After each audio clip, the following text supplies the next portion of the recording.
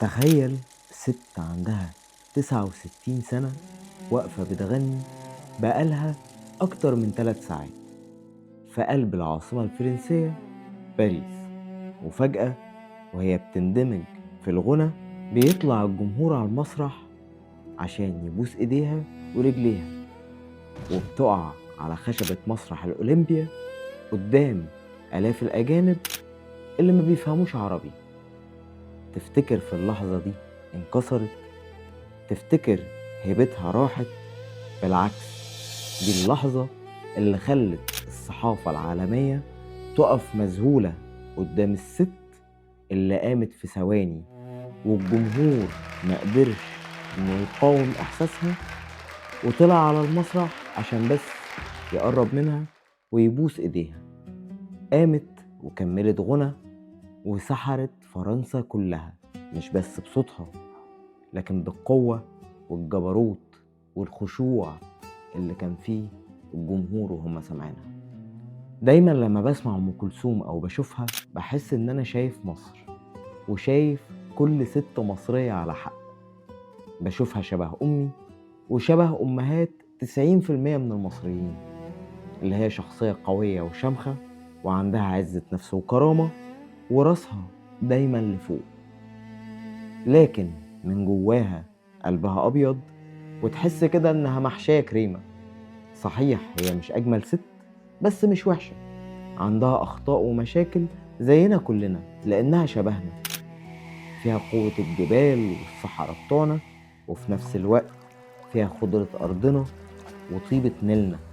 وزي ما شبهتها في الأول بأمهاتنا، فأم كلثوم دايما كانت في الميعاد وعمرها أبدا ما تغزلك، زي أي شيء راسخ وقوي، قانون مستحيل تشوف رد فعل مختلف أو غير متوقع. وحتى لو ده حصل فمع الوقت بتلاقي إن هي اللي كانت صح. مش بقولك زي أمك، فتخيل معايا كده، هل ممكن في يوم من الأيام إنك تتخيل صورة لجمال عبد الناصر وهو بيطاطي راسه لحد؟ مش مهم تكون بتحبه أو بتكرهه، بتتفق أو بتختلف معاه، لكن مستحيل عقلك مهما كان انتمائك يصور لك إنك ترسم صورة في دماغك عبد الناصر يكون فيها خايف أو مهزوز أو مش واثق في نفسه أو بيرجع في كلامه. وهكذا أم كلثوم. أم كلثوم رمز العزة والكرامة والتضحية والقوة والأمل. بسمع في صوتها تاريخنا وعاداتنا وتقاليدنا وانتصاراتنا كأمة وانكسارنا في أوقات كتير. بشوف فيها النيل والأهرامات وأبو الهول وعظمة الحضارة المصرية وهي رافعة راسها لفوق وهي بتدندن. فلو عندك حنين لحب اسمع، عندك مشاعر لعيلتك لبلدك لأصحابك، ولا حتى فرحان بالعيد، فلازم تسمع أم كلثوم. تلاقي أم كلثوم دايما في الميعاد وعندها إجابة لكل المشاعر الإنسانية، في نغمة، في لحن، في كلمات، أو في دفى صوت مش هيتكرر تاني ولا بعد. أم كلثوم اللي اسمها الحقيقي فاطمة البلتاجي، ومن مواليد سنة 1898 في قرية طماي الزهيرة بمحافظة الدقهلية، اللي غنت أناشيد وتواشيح دينية وهي عندها أقل من 10 سنين، وتعلمت على إيد الشيخ أبو العلا محمد وزكريا أحمد، وسجلت أول أسطوانة ليها سنة 1924. وبرغم الإبداع والمنافسة الشديدة في الفترة دي والجيل اللي كان كله عظماء، وكانت بلدنا بتقدم فن وثقافة بتنافس الأعمال العالمية، إلا إن كوكب الشرق قدرت تبقى المطربة رقم 1 في الشرق الأوسط بلا منازع. غيرت شكل الموسيقى والغناء العربي من خلال تعاونها مع رياض السنباطي والعديد من كبار الشعراء زي أحمد شوقي وإبراهيم ناجي وبيرام التونسي وأحمد رامي. وهنا لازم أقف عند جملة والدي رحمة الله عليه كان دايما بيقولها لي، إن أم كلثوم ما كانتش مجرد مطربة بتغني للناس، دي كانت بتغني باسمهم وبتحرك فكرهم ثقافيا في فترة مهمة جدا من تاريخ البلد. مصر وقتها كانت لسه خارجة من الملكية ونسبة الأمية كانت واصلة لأكتر من 90%، لكن المعجزة إن أم كلثوم كانت بتجمع الكل، النخبة والمثقفين بيسمعوها، وعامة الشعب والعمال والفلاحين بيدوبوا في صوتها. والمفارقة العجيبة هنا اللي دايما والدي كان بيحكي لي عنها، إنك تلاقي فلاح في الغيط ما بيعرفش يقرأ ولا يكتب، لكنه حافظ أغاني أم كلثوم اللي بالعربية الفصحى وبيدندن بيها. تلاقيه شايل فاسه وبيقول بصوت عالي: هل رأى الحب سكارى مثلي؟ قدرت إنها تعلم شعب كامل عظمة اللغة باللحن والآه.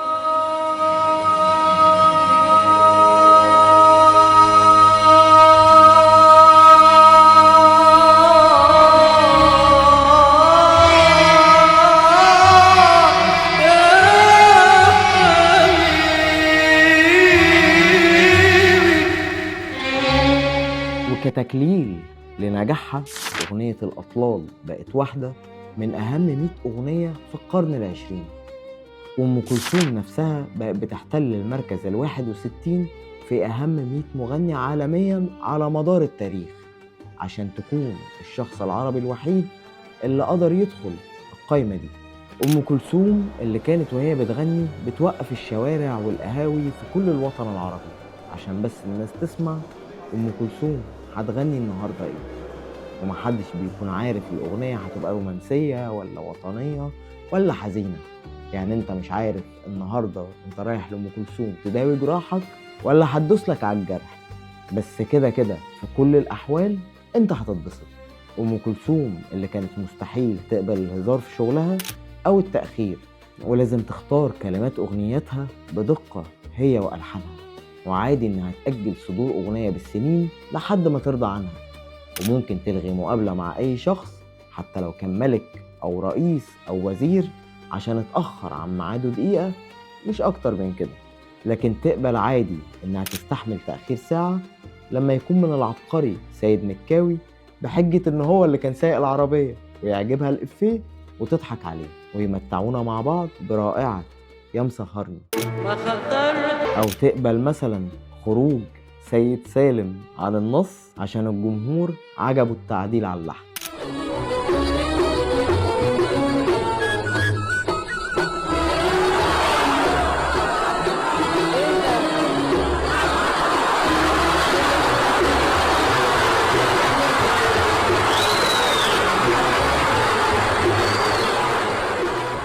وممكن برضو تسمع للرئيس جمال عبد الناصر وتتصالح مع موسيقار الأجيال الفنان الكبير محمد عبد الوهاب عشان يشتغلوا سوا في أكتر من 10 أغاني ويخرجوا لنا ملحمة انت عمري. رجعونا لأيام اللي راح، علمونا ندم على الماضي وجراح.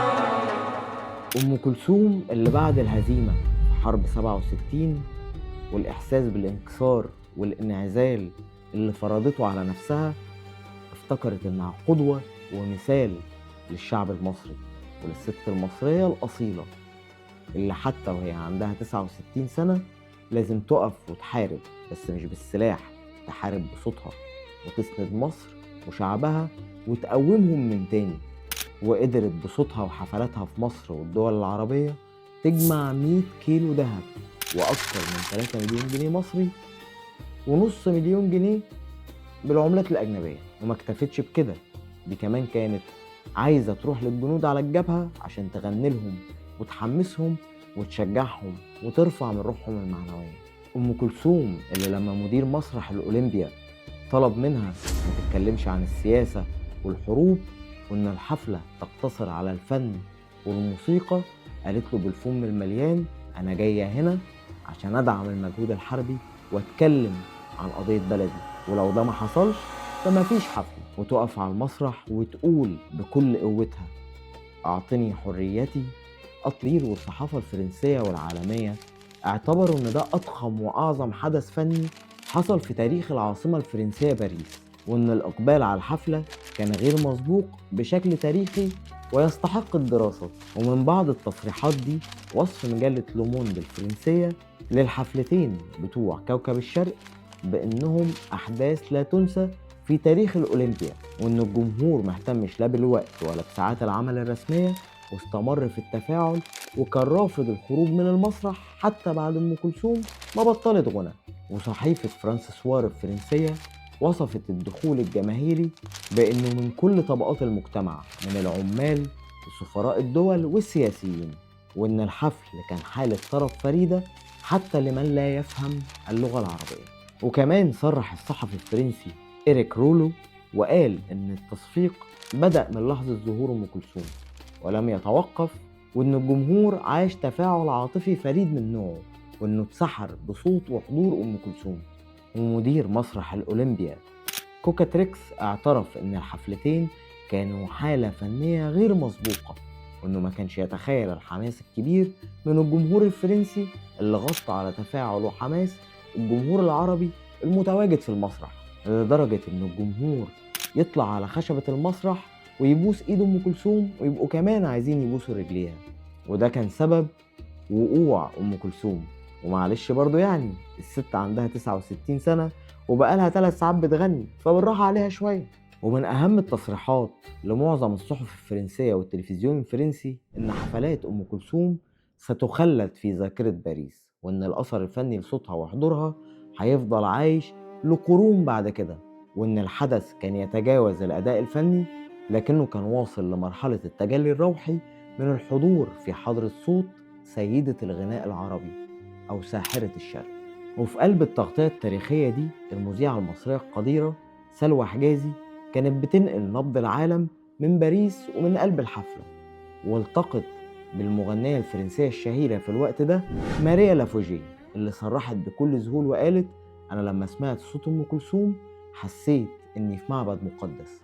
وكمان نجوم عالميين زي الممثل الفرنسي جان كلود باسكال اللي صرح وقال إن أم كلثوم هي إلهة الغناء العربي، واللي خلى مغنية عالمية زي ماريا كلاس تصرح إنها من أشد المعجبين بصوت أم كلثوم، وإن صوت كوكب الشرق هو الصوت الذي لا يقارن. وزي ما احنا متعودين الحلو ما بيكملش، بتتوفى أم كلثوم في عام 1975 بعد صراع مع المرض.